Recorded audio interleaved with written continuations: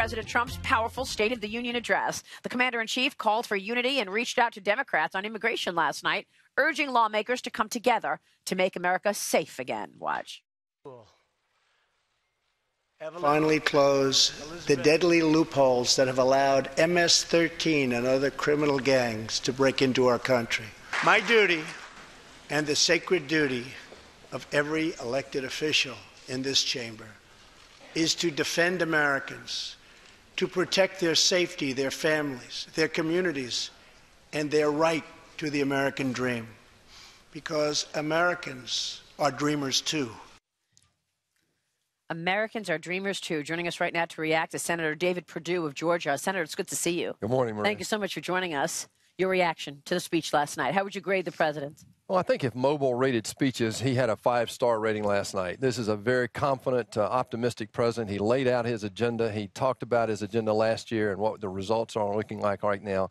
And I think he told the world America is open for business again. Yeah, Matt Schlapp, I want to introduce you. Thanks very much for joining us, Chairman of CPAC. Good to have you join the conversation this morning. Senator, do you think we'll get an immigration deal? Will the two sides come together? You know, in the last 50 years, this is the best chance we've had to fix our archaic immigration system. This president went out on a limb and laid out a framework that we believe we should get Democratic support for. We'll see between now and March the 5th.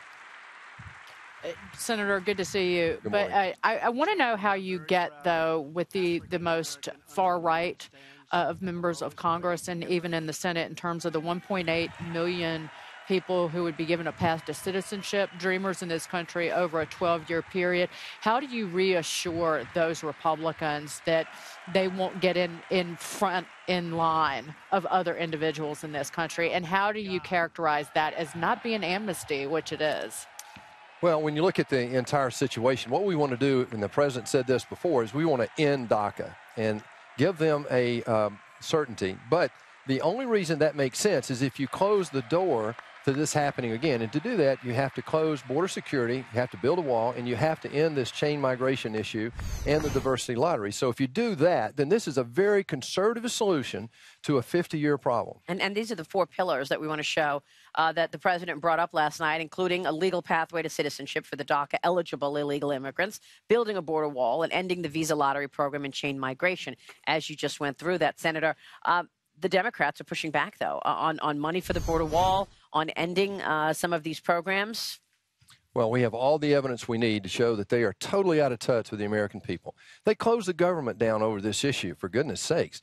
Look, you can do a lot of things in America, but you cannot close the government down over this issue. And so what we've seen is 2/3 of Americans want this solution the way the president's laid it out.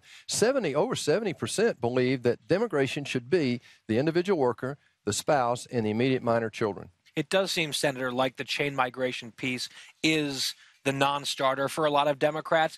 Is there any discussion about maybe softening on that or at least pushing that off to another discussion and maybe bringing up something like E-Verify that a lot of Democrats signed on to even as recently as 2013? Well, what we decided to do early on was the reason that immigration efforts have failed 3 times in the last 11 years is they tried to do too much. They tried to make it too comprehensive. So this attempt is just to deal with legal immigration. So E-Verify, temporary work visas, we can do that in step 2.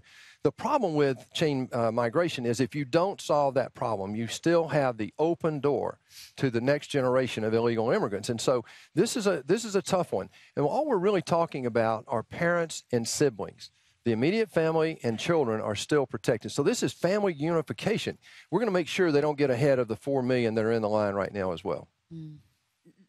Was there something last night that the president did not get across that you would have liked to hear with regard to this subject or any other in the State of the Union?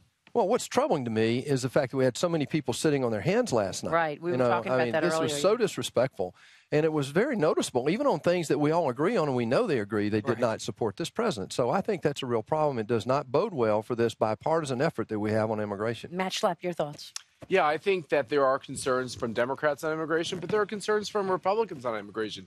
This is the legislative process. By the way, there's some conservatives who hang out with you, Senator, and in the House who are going to want to see some changes too. Everybody should just understand that is the process. I give the president great credit for giving us his principles and giving us some details, and now we're off. Yeah. I mean, you know, people say bills die in the Senate. I mean, when you really, I mean, you know that. When you look at what's on the agenda for 2018, what can you get done? Well, we've got to get this done. I mean, what we did last year, we focused on, the president said job one is getting the economy going. So he focused on regulations, energy, and tax. We checked those boxes and look what's happening. This year, he wants to focus on immigration, infrastructure, and trade. And those are things we're focused on right now, in addition to potentially rebuilding our military. I needed to hear more about fixing Obamacare, which we did not. I mean, he mentioned repealing the individual mandate, but that is a morass, and it could come to haunt the Republicans in November this year. Dagan, I totally agree. You know, the American people, I hear this all the time. You've got to do something about the rising premiums out there. But don't misunderstand them. The individual mandate is so perverse.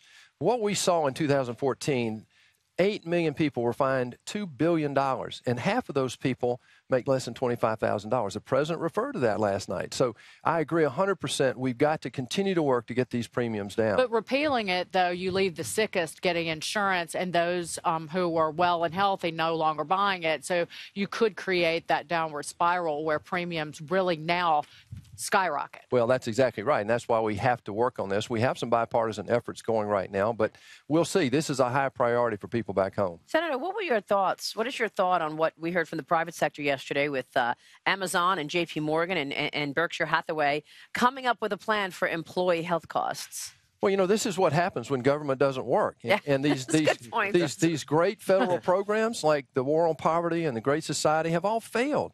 And so what happens is people out there in the real world step up and take care of their people. Look at Walmart. They're giving a $5,000 bonus to people who will adopt. Now, whoever talked about that in the American private sector before? Yeah, so the private sector should continue to come up with ideas, I guess. Well, the proof is it works. We just went through 8 years of examples of where great big government failed.